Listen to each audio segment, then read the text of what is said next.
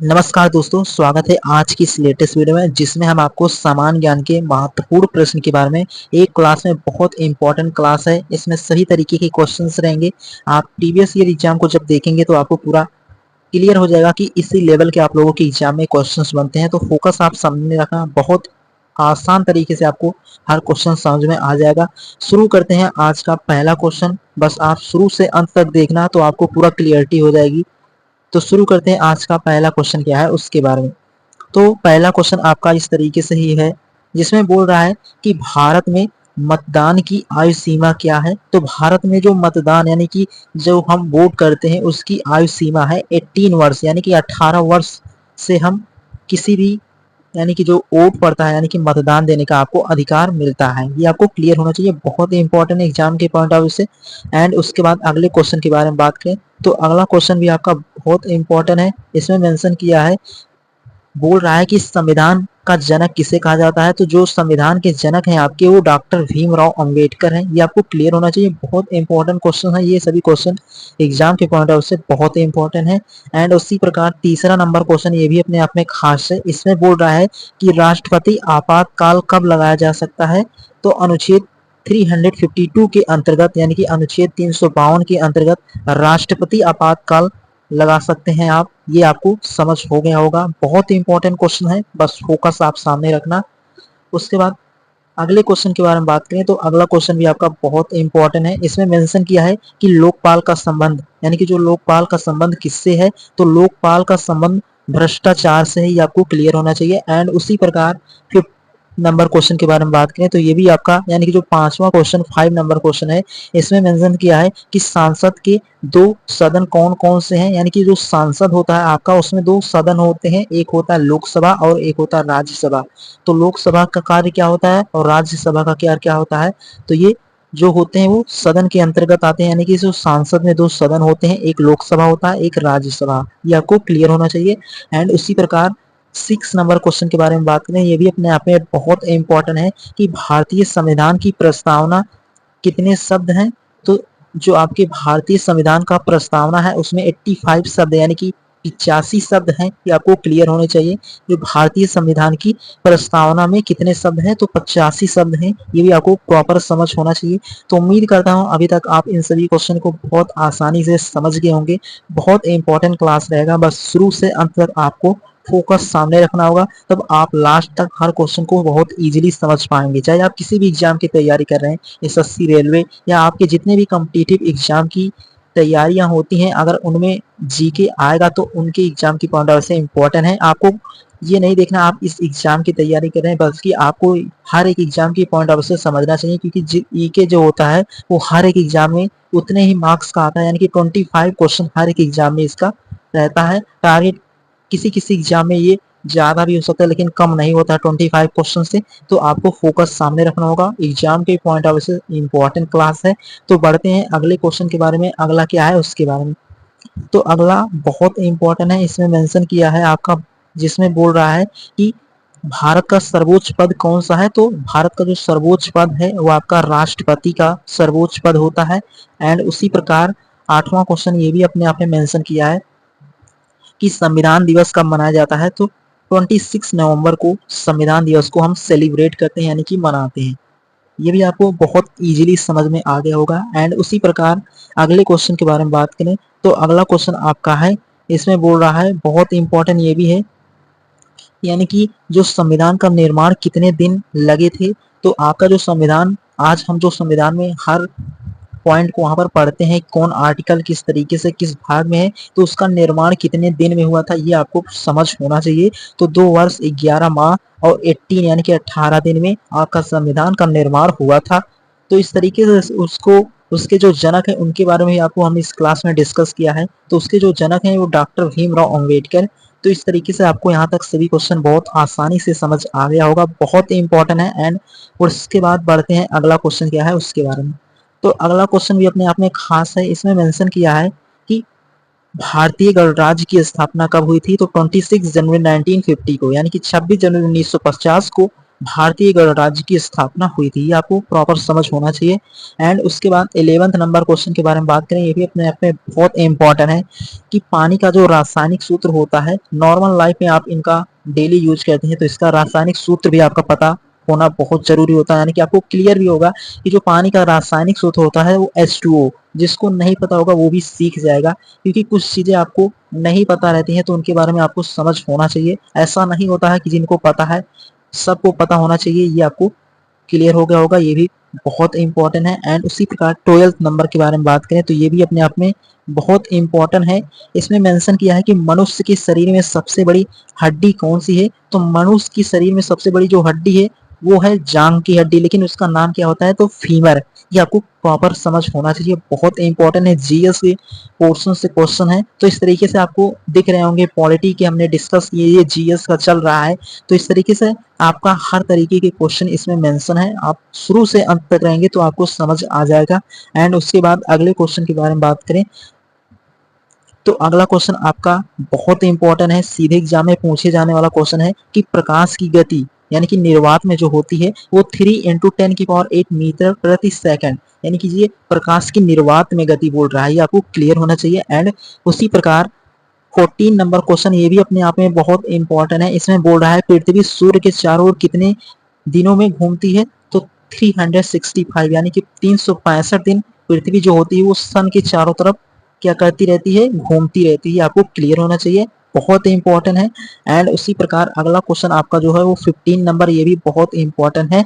इसमें बोल रहा है कि मनुष्य के शरीर में रक्त का रंग लाल होता है, क्यों, क्योंकि जो मनुष्य के शरीर के रक्त लाल होने का कारण है वो हीमोग्लोबिन के कारण मनुष्य के शरीर का रंग का जो रक्त होता है वो लाल होता है। यानी कि मनुष्य के शरीर में दो तरीके के रक्त होते हैं, एक आपका होता है व्हाइट ब्लड सेल्स, एक होता है रेड ब्लड सेल्स, यानी कि एक सफेद होता है और एक रेड होता है। तो इनके बारे में भी आपको प्रॉपर एक्सप्लेन करेंगे नेक्स्ट लेक्चर में, बट आपको यहाँ तक प्रॉपर समझ हो गया होगा कि मनुष्य के शरीर का रक्त का रंग जो होता है वो लाल इसलिए होता है क्योंकि हीमोग्लोबिन के कारण मनुष्य के शरीर का जो रक्त का कलर होता है वो रेड होता है, ये आपको प्रॉपर समझ होना चाहिए। एंड उसी प्रकार 7वें नंबर क्वेश्चन के बारे में बात करें तो ये भी अपने आप में बहुत इंपॉर्टेंट है, इसमें मेंशन किया है कि किस गैस से पौधे भोजन बनाते हैं, तो कार्बन डाइऑक्साइड से जो पौधे होते हैं वो अपना भोजन बनाते हैं, ये आपको क्लियर होना चाहिए। एंड उसी प्रकार 17 नंबर क्वेश्चन भी अपने आप में खास है, इसमें बोल रहा है कि सूर्य में कौन कौन सी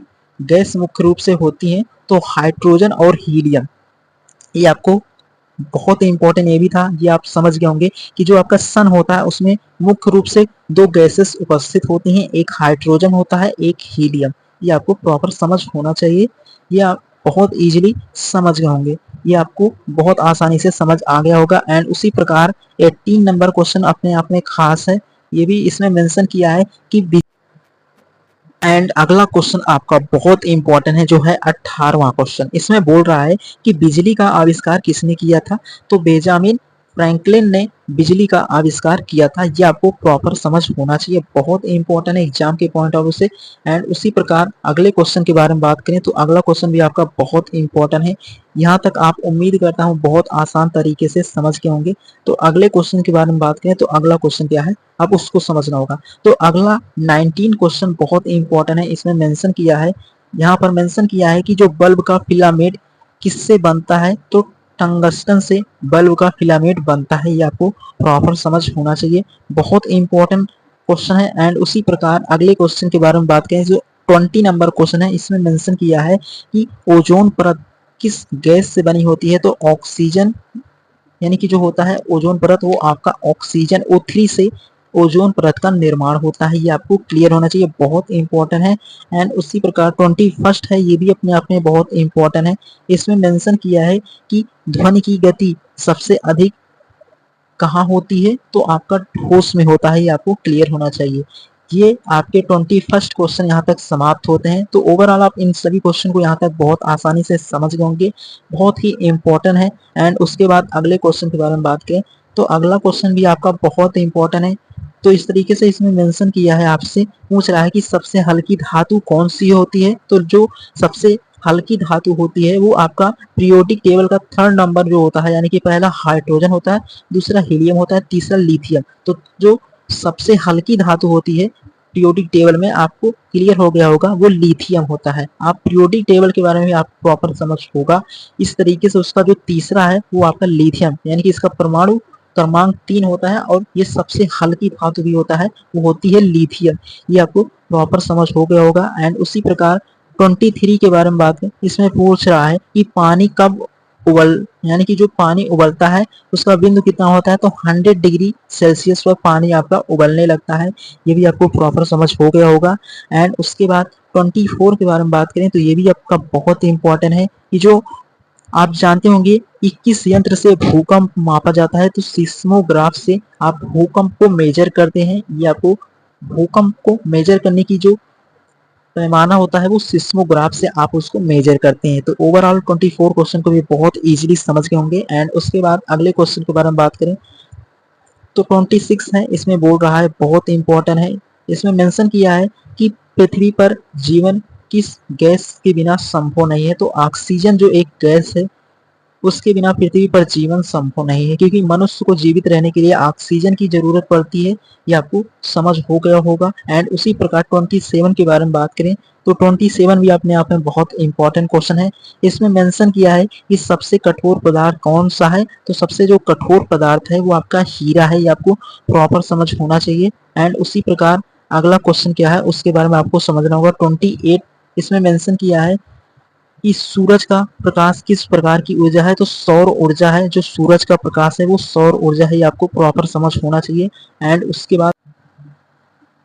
बाद 29 तक आप बहुत इजीली समझ गए होंगे, जिसमें कंप्यूटर का मस्तिष्क किसे कहा जाता है, वो सीपीयू को कहा जाता है। ये आपको समझ हो गया होगा।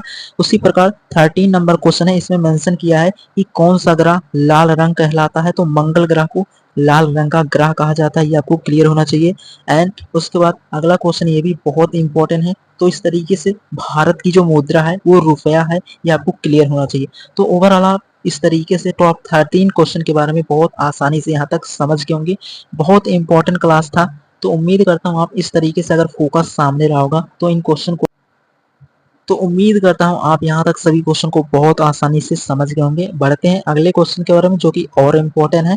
एंड 32 के बारे में बात करें तो यहाँ पर मेंशन किया है कि आरबीआई की स्थापना कब हुई थी, तो 1935 में, यानी कि 1935 में आपके आरबीआई की स्थापना हुआ था। ये आपको क्लियर होना चाहिए। एंड उसी प्रकार अगले क्वेश्चन के बारे में बात तो करें तो अगला क्वेश्चन आपका 33 है। इसमें बोल रहा है कि हरित क्रांति किससे संबंधित है, तो कृषि उत्पादन से संबंधित है। ये आपको क्लियर होना चाहिए। एंड 34 नंबर क्वेश्चन भी अपने आप में बहुत इंपॉर्टेंट है, यानी कि ये तो सीधे एग्जाम में बनने वाला क्वेश्चन है, कभी भी किसी भी एग्जाम में पूछ सकता है कि जीडीपी का पूरा नाम होता है ग्रॉस डोमेस्टिक प्रोडक्ट। ये आपको क्लियर होना चाहिए। बहुत इंपॉर्टेंट क्वेश्चंस थे इस तरीके से। एंड उसके बाद अगले क्वेश्चन के बारे में बात करें तो अगला क्वेश्चन भी आपका बहुत इंपॉर्टेंट है। तो इसमें मेंशन किया है, बहुत इंपॉर्टेंट है, तो आपको ये समझना होगा कि जो भारतीय रुपए का नियंत्रण कौन करता है, तो भारतीय रिजर्व बैंक यानी कि जो आरबीआई होता है वो भारतीय रुपए का नियंत्रण करती है। ये आपको क्लियर होना चाहिए, बहुत इंपॉर्टेंट है। इस तरीके से अगले क्वेश्चन के बारे में बात करें तो अगला क्वेश्चन आपका बहुत इंपॉर्टेंट है। तो अगला क्वेश्चन पूछ रहा है, इसमें मेंशन किया है कि मेक इन इंडिया योजना कब शुरू हुई, तो 2014 से शुरू हुआ था, यानी कि 2014 से मेक इन इंडिया का योजना शुरू हुआ था। ये आपको क्लियर होना चाहिए। बहुत इंपॉर्टेंट क्वेश्चंस थे। एंड 37 के बारे में बात करें तो ये भी बहुत इंपॉर्टेंट है कि भारत के पहले उपराष्ट्रपति कौन बने थे, वो आपके डॉक्टर सर्वपल्ली राधाकृष्णन, जो कि भारत के पहले उपराष्ट्रपति बने। तो ओवरऑल आप इस तरीके से समझ गए होंगे कि भारतीय रुपए का जो नियंत्रण करता है वो आरबीआई यानी कि भारतीय रिजर्व बैंक ऑफ इंडिया करती है। मेक इन इंडिया योजना कब शुरुआत हुआ था, तो 2014 यानी कि 2014 से शुरू हुआ था। तो ओवरऑल इस क्लास को बहुत इजीली समझ गए होंगे। यही इस तरीके से आप लोगों के एग्जाम में ये क्वेश्चंस बनते हैं। आप किसी भी प्रीवियस ईयर एग्जाम को देखेंगे तो जरूर आपको क्लियरिटी आ जाएगी। एंड उसके बाद अगले क्वेश्चन के बारे में बात करें तो अगला क्या है ये आपको प्रॉपर समझना होगा। तो अगला 38 के बारे में बात करें तो इसमें मेंशन किया है कि ओलंपिक खेल यानी कि जो ओलंपिक खेल होते हैं कितने वर्षों में होते हैं, तो 4 वर्ष में होते हैं। ये आपको क्लियर होना चाहिए। एंड 39 के बारे में बात करें, ये भी आपका बहुत इंपॉर्टेंट है कि विश्व का सबसे बड़ा देश कौन सा है, तो रूस जो है वो विश्व का सबसे बड़ा देश है। एंड 14 नंबर क्वेश्चन के बारे में बात करें तो ये भी अपने आप में बहुत इंपॉर्टेंट है। इसमें मेंशन किया है कि जो आपका यूएनओ का मुख्यालय कहाँ है, तो न्यूयॉर्क में आपका मुख्यालय यूएनओ का मुख्यालय है। तो इस तरीके से ओवरऑल आप फोकस सामने रहा होगा। तो इन 14 क्वेश्चन को आप बहुत इजीली समझ गए होंगे। बहुत इंपॉर्टेंट है, बहुत ही एक्सपेक्टेड क्वेश्चन है, सीधे एग्जाम में बनने वाले क्वेश्चन है। इनका रिवीजन करना। मिलेंगे एक नए लेक्चर में जहां पर इसके आगे और इम्पोर्टेंट सीरीज के बारे में आपको बहुत इजीली एक्सप्लेन करेंगे। तो इन क्वेश्चन का आप रिवीजन, तो इस तरीके से आप यहाँ तक बहुत आसान तरीके से इन क्वेश्चन को समझ गए होंगे। बहुत इंपॉर्टेंट है एग्जाम के पॉइंट ऑफ व्यू से। बढ़ते हैं अगले क्वेश्चन के बारे में। तो अगला क्वेश्चन भी आपका बहुत इंपॉर्टेंट है। इसमें मेंशन किया है कि नासा किस देश की संस्था है, तो अमेरिका एक देश है आपका, वहां की संस्था नासा है। एंड 40 नंबर 2 के बारे में बात करें तो ये भी आपका बहुत इंपॉर्टेंट है, सीधे एग्जाम में बनने वाला क्वेश्चन है। उसके बाद 42 के बारे में बात करें, ये भी आपके बहुत ही इंपॉर्टेंट क्वेश्चंस होते हैं। इसमें बोल रहा है कि भारतीय संसद की 3 इकाइयां कौन सी हैं, तो राष्ट्रपति, लोकसभा, राज्यसभा। ये भारतीय संसद की 3 इकाइयां हैं, ये आपको समझ होना चाहिए। एंड 43 के बारे में बात करें, ये भी आपका बहुत इंपॉर्टेंट है। इसमें मेंशन किया है कि विश्व की सबसे लंबी जो नदी कौन सी है। अगर विश्व के बारे में पूछेगा तो नील नदी जो है विश्व की सबसे लंबी नदी है। तो ओवरऑल आप इस तरीके से इन क्वेश्चन को बहुत आसानी से समझ गए होंगे। बहुत, तो उम्मीद करता हूँ आप यहाँ तक सभी क्वेश्चन को बहुत इजीली समझ गए होंगे। बढ़ते हैं अगले क्वेश्चन के बारे में, और अगला क्वेश्चन भी आपका बहुत ही इंपॉर्टेंट है। 44 है। इसमें मेंशन किया है कि संयुक्त राष्ट्र का गठन कब हुआ था, तो 24 अक्टूबर 1945 को, यानी कि संयुक्त राष्ट्र का गठन 24 अक्टूबर 1945 को इसका गठन हुआ था। ये आपको क्लियर होना चाहिए। एंड उसी प्रकार 45 के बारे में बात करें तो इसमें मेंशन किया है भारत का राष्ट्रीय फल कौन सा है, तो आम है। ये आपको क्लियर होगा, हर व्यक्ति को क्लियर होगा।